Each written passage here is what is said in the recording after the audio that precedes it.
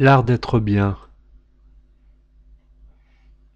Si vous ne voulez pas être malade, exprimez vos sentiments. Les émotions et sentiments refoulés, réprimés finissent par vous rendre malade, avec divers troubles gastriques.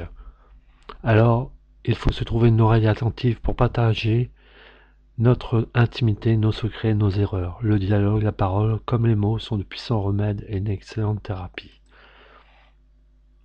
Si vous ne voulez pas être malade, prenez des décisions.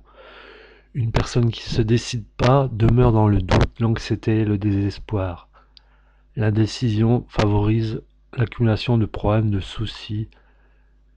L'histoire de l'humanité est basée sur la prise de décision. Décider, c'est savoir quand renoncer, quand perdre des avantages ou des valeurs pour en gagner de nouvelles. Et les personnes indécises sont victimes de troubles ou maladies gastriques ou de maladies nerveuses. Si vous ne voulez pas être malade, trouvez des solutions. Les personnes négatives ne trouvent point de solution et grossissent leurs problèmes. Ils préfèrent se lamenter, se plaindre, s'installer dans le pessimisme. Nous devenons ce que nous pensons. Il est préférable d'allumer une allumette que de se plaindre de la noirceur. La pensée négative génère une énergie négative. Si vous ne voulez pas être malade, ne vivez point pour les apparences. Celui qui cache la réalité fait semblant et veut toujours donner l'impression que tout va bien. Il veut être perçu comme parfait, facile à vivre, cool, tout en accumulant des tonnes et des tonnes de poids inutiles. Il n'y a rien de plus mauvais pour la santé que de vivre pour les apparences. Ce sont des gens avec beaucoup de vernis et peu de substance. Si vous ne voulez pas être malade, acceptez.